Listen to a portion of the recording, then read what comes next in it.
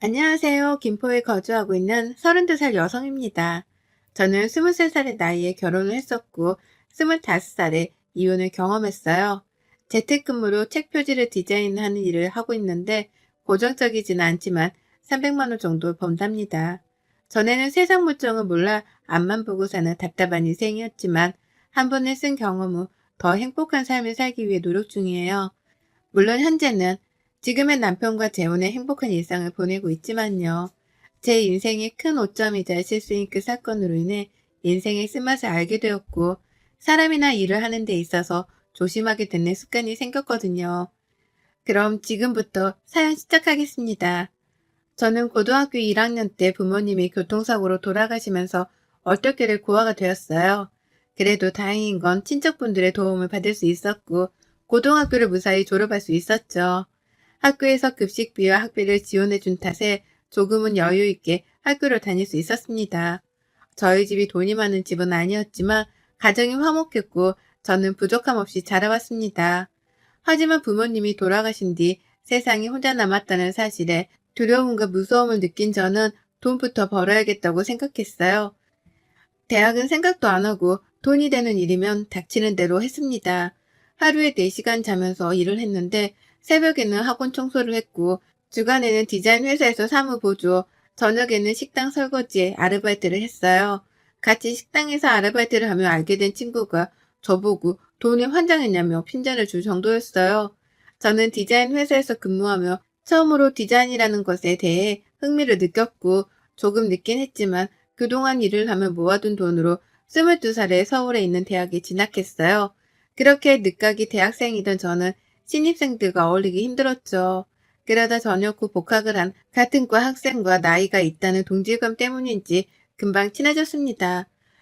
여전히 아르바이트를 했지만 대학 생활을 하며 나름의 로망이 있던 저는 그 남자와 사랑의 감정이 싹텄고 만난 지 1년 반 정도 되었을 때 결혼을 결심했어요. 그렇게 어리다면 어린 나이인 23살 끝자락에 그 남자와 결혼을 했죠. 지금 생각해보면 그 결혼을 왜 했나 싶고 아이가 없던 것이 다행이다 싶네요. 아무것도 몰랐을 때라 저에게 가족이 생긴 것 자체가 너무 좋았고 시어머니로부터 싫은 소리를 들어도 헤헤 웃을 정도로 저는 정말 바보였습니다. 일찍 부모님을 여인 탓에 시어머니가 제 엄마라고 생각하자고 다짐했고 행복한 결혼 생활을 할 수 있을 줄 알았어요.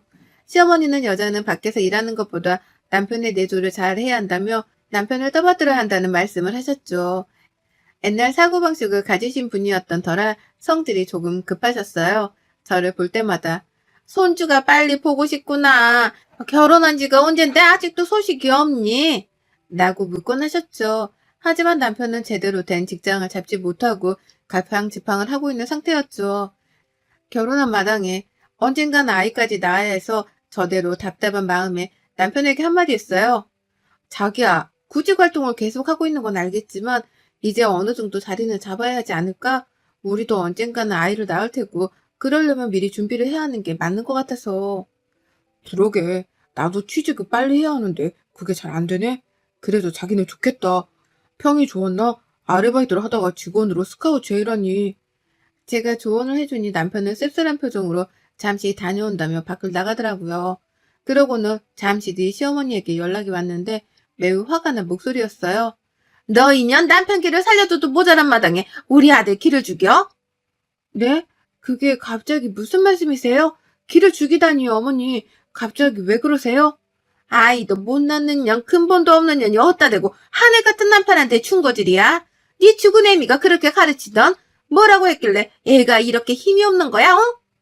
어머니 별말 안 했고요. 앞으로 살면서 아이도 낳을 거고 한데 직장 빨리 잡아야 하지 않겠냐고.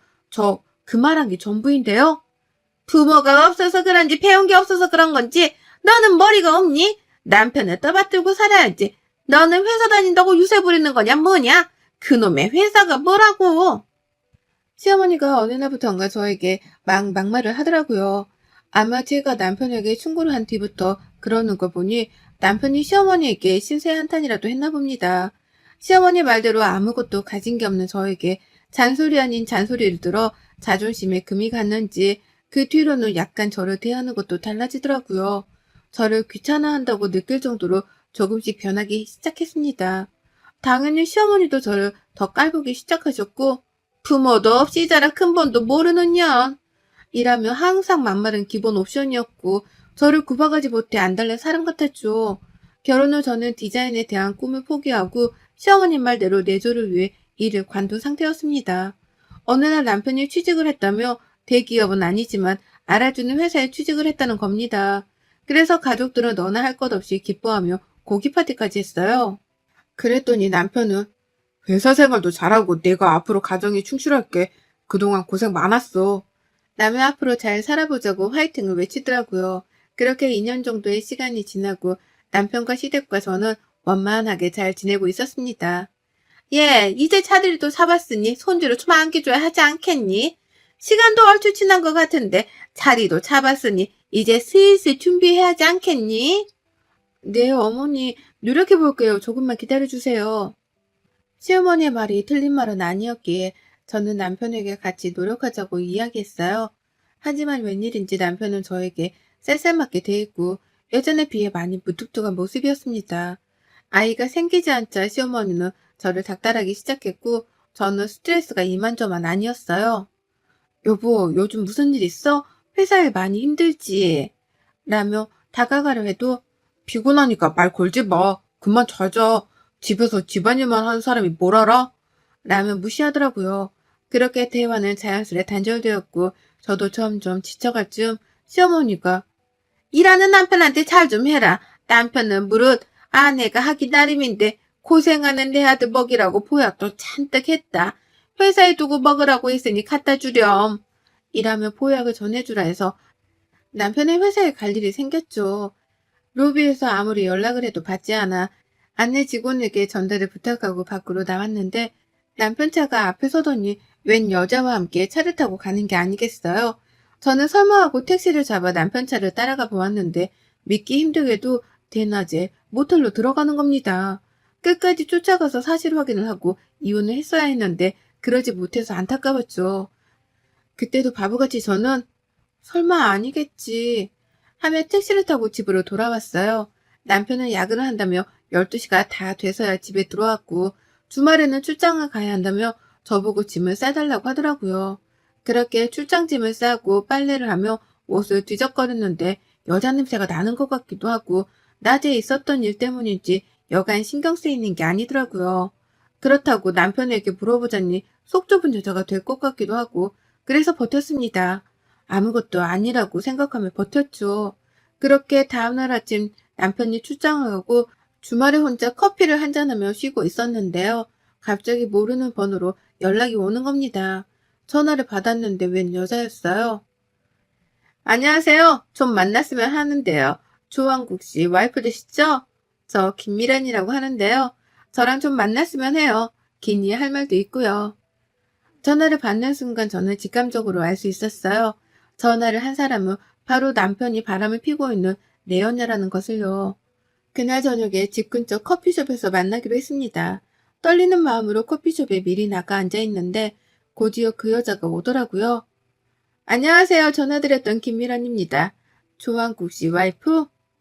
네, 제가 조한국 씨 와이프 되는 사람이에요. 무슨 일로 저랑 보자고 하신 건가요? 용건만 간단히 하죠. 저도 길게 말 안 할 거예요. 단도직입적으로 말하죠. 저 임신했어요. 그 사람 아이고요. 저희 사랑하고 있으니 헤어져 주세요. 네? 너무 당당하게 말하는 거 아니에요? 그게 무슨 말이죠? 그 사람 아이를 가졌다고요? 근데 그거 알아요? 지금 그쪽이 내 남편 만나는 거요. 그걸 불륜이라고 하는 거예요. 불륜인 거 알아요. 그러니 헤어져 달라는 말이에요. 그럼 불륜이 아닌 게 되잖아요. 저 한국식 아이도 가졌고 그쪽은 아직 뭣도 없으니 한 살이라도 젊을 때 떠나요. 어이가 없네요. 뭐가 그렇게 당당해요? 나 만나는 거 한국식도 알아요? 오늘 들은 이야기는 못 들은 걸로 하죠. 남편이랑 얘기해 볼게요. 어이가 없어도 너무 없네. 그렇게 커피를 다 마시지도 못하고 자리를 박차고 나왔습니다. 집까지 무슨 정신으로 들어왔는지도 모르겠고요. 집에 오니 슬프지도 않고 화도 안 나고 직접 내 연애를 만나 바람을 피웠다는 사실 확인도 했는데 오히려 아무런 기분도 안 들고 공허함이 느껴지더라고요. 그렇게 창밖을 보며 멍 때리고 있는데 시어머니에게 전화가 왔습니다. 넌 주말인데 남편이 집에 없으면 시댁에 와서 좀 커들고 해야지. 연락도 안 하니? 라며 말을 하는데 그저 듣고 가만히 있으니 열을 받으셨는지 늘 하시던 레파토리로 욕을 하시더라고요. 어머니 죄송하지만 저 힘드니까 이번에는 좀 쉴게요. 이 년이 미쳤네.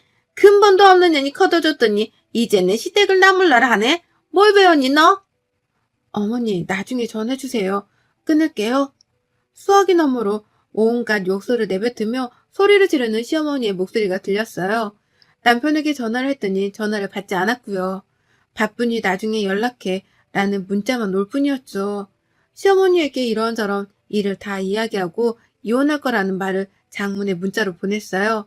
또 그 목소리를 들으면 저도 열불이 날 것 같아서 꾹꾹 눌러 담아 썼습니다. 어디 갈 힘도 없었고요. 다음날 아침 시어머니가 저에게 전화를 하셨는데 가관이더라고요.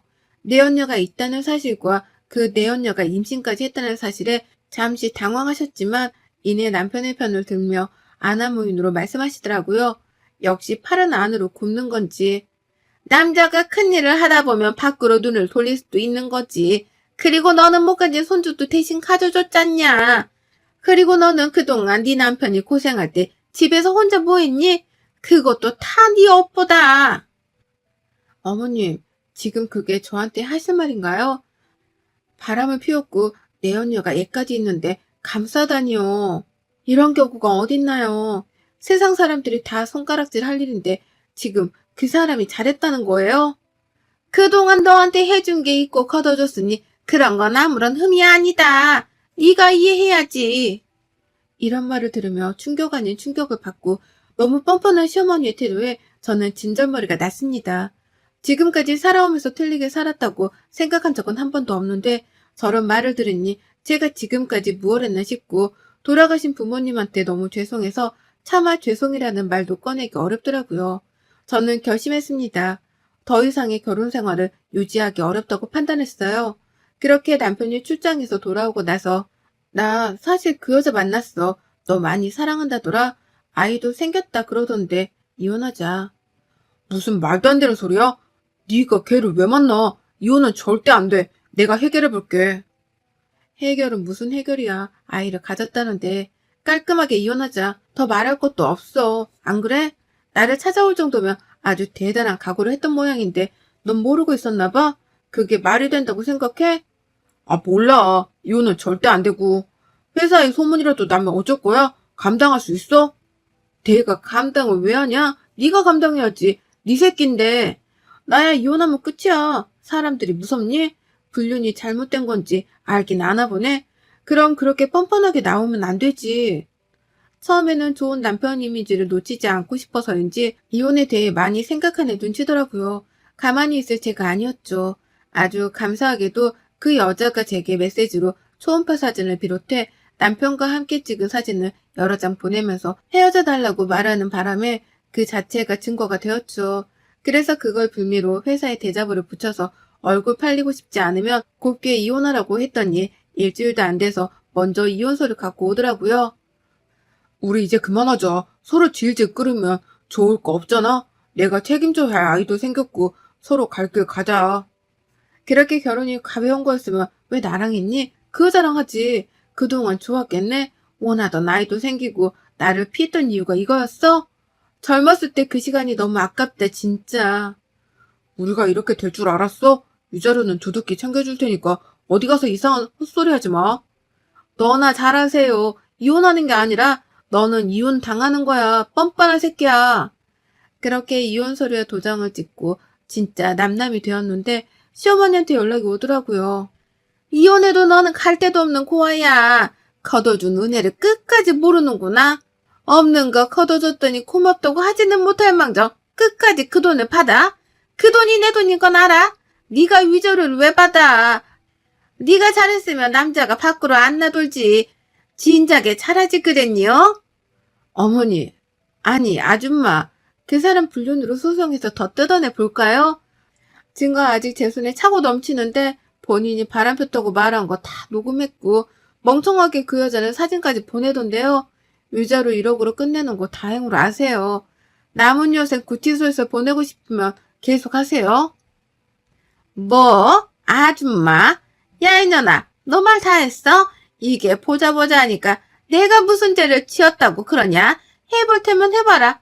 끝까지 남의 집안 망쳐먹고 네 갈 길 가는구나. 어디 한번 해봐. 그 말 후회하지 마세요. 전 한다면 하는 사람이니깐요. 사실 남편에게 위자료로 1억 정도를 받았거든요. 지가 유책 배우자인데도 제가 나중에 딴 말 할까봐 입막음하려고 두둑하게 챙겨주더라고요. 근데 시어머니, 아니 그 아줌마는 그게 그렇게 안 입고 왔는지 저에게 종종 연락을 하더라고요. 속이 뒤집어질 대로 뒤집어진 저는 마음도 지쳤습니다. 그러고는 시어머니, 아니 그 아줌마가 원하는 대로 해드렸습니다. 사실 결혼 생활을 하면서 시어머니가 저에게 퍼부었던 모욕적인 말과 폭언들 정상은 아니잖아요. 제가 왜 그랬는지는 모르겠지만 나름대로 증거가 많이 모아졌더라고요. 저랑 통화했던 거 메시지 주고받은 내역 모조리 다 증거로 제출해서 명예훼손 폭행죄로 고소했답니다. 당연히 합의는 없었어요. 이건 전 남편과의 문제와는 별개니까요. 그제서야 저에게 잘못했다면 용서를 비는데 저는 절대 합의해주지 않았죠. 뭐가 좋다고 저런 사람을 곱게 그냥 내버려 두나요? 예, 내가 잘못했다. 내가 잠시 어떻게 됐었나 봐. 이렇게 사정할 테니 제발 고소는 취하해주지 않으련? 이 늙은이가 살면 얼마나 산다고 그러니 제발 한 번만 용서해다오. 저한테 뭐라고 그러셨어요? 근본 없다고 하셨죠? 걷어줬다고 하셨죠? 그런 분이 저한테 하신 게 뭐가 있어요? 한 번이라도 저 가족이라고 생각한 적은 있으세요? 그리고 본인이 잘못 없다면서요. 그럼 떳떳하게 구셔야지 왜 이렇게 비굴하세요? 다시 한번 말하지만 저는 절대 선처 없습니다. 한 달이 됐건 몇 년이 됐건 그 안에서 잘 살아보세요. 그렇게 시어머니는 실형을 선고받고 구치소에 수감되셨어요. 제가 무시당하며 살아온 세월과 상처에 비하면 아무것도 아니었죠. 그렇게 한바탕 소란이 일고 남편에게 받은 위자료로 저는 시골에 작은 땅을 구입했습니다. 나중에 늙어서 갈 곳 없으면 그곳에 집을 짓고 살자는 막연한 생각으로 땅을 샀어요. 몇 개월이 지나 그 땅이 관광단지로 개발이 된다는 소식이 들려왔고 저는 포상금을 받게 되었는데 본의 아니게 20억이라는 큰 돈이 생기면서 먹고 살 걱정은 하지 않게 되었답니다. 당연히 이 사실은 저밖에 모릅니다. 갑자기 돈이 많아져 저는 그동안 평생 누리지 못했던 것들을 하나씩 해보았어요. 혼자 백화점에 가서 명품을 사보기도 하고 비싼 호텔 뷔페를 먹어보기도 했죠. 그렇게 이혼을 하고 무엇을 해야 할까 하고 혼자 생각 정리 겸 제주도로 여행을 떠났는데 20살 초반에 일했던 디자인 회사 팀장님을 우연히 만났습니다. 여행지에서 우연히 만난 것도 신기하고 반갑기도 해서 커피도 한잔하며 바뀐 연락처도 주고받고 이런저런 이야기를 하며 시간을 보냈어요. 팀장님은 디자인에 대한 꿈을 갖고 회사에서 일하던 제 모습이 보기 좋았다고 하셨어요. 그 말씀을 계기로 여행에서 돌아온 저는 앞으로 무엇을 할지에 대해 고민을 했어요. 그러던 찰나 팀장님에게 연락이 오더라고요. 같이 저녁을 먹기로 했습니다. 사실 조금 갑작스럽게 들릴지는 모르겠는데 어렵게 용기 내서 말하는 거야. 지영 씨가 회사에 다닐 때 사실 내가 많이 좋아했었어. 그래서 고백하려 했는데 갑자기 결혼한다는 얘기 듣고 얼마나 충격이었는지 몰라.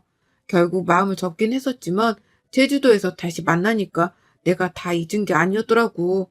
이제라도 조금은 늦었지만 나랑 만나서 잘 지내보는 게 어때? 지영 씨가 싫으면 거절해도 돼. 미안해. 갑자기 이런 말해서. 저는 팀장님의 고백을 듣고 한참을 고민했어요. 이혼을 한 지도 얼마 안 됐는데 고백을 받은 것도 그렇고 갑자기 다른 사람을 만나서 연애할 자신도 없었습니다. 제 솔직한 심정을 말씀드리니 팀장님은 기다려주신다고 하셨고 그렇게 1년 정도 시간이 지났을까요? 저는 팀장님과 본격적인 연애를 시작했고 재혼을 하게 되었습니다. 결혼하고 나서 저보고 다시 디자인 일을 해보는 게 어떻겠냐고 해서 그렇게 동화책 표지 디자인 일을 시작하게 되었답니다.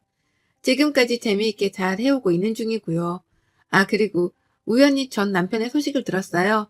집 근처에 자주 왕래하던 부동산 사장님이 이야기해 주셔서 알았거든요. 전 남편은 또 한 번 이혼을 했다고 하네요. 이혼 사유가 아주 드라마틱합니다.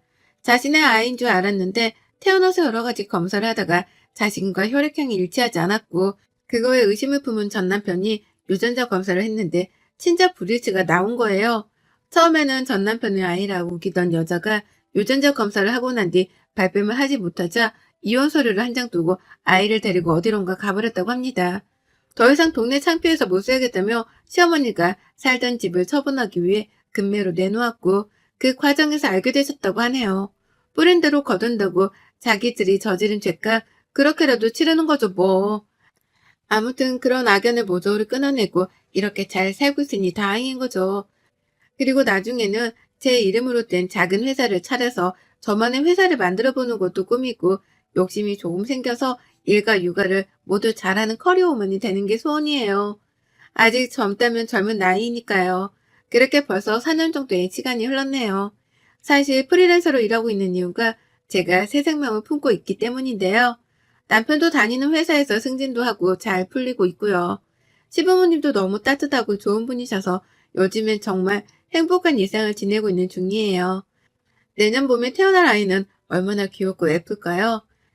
저에게 가족의 소중함을 알려준 남편과 시부모님, 앞으로 평생 시부모님이 아닌 내 친부모님이다 생각하고 잘 지내보려 해요. 여러분의 생각은 댓글로 남겨주세요. 오늘도 시청해주셔서 정말 감사합니다.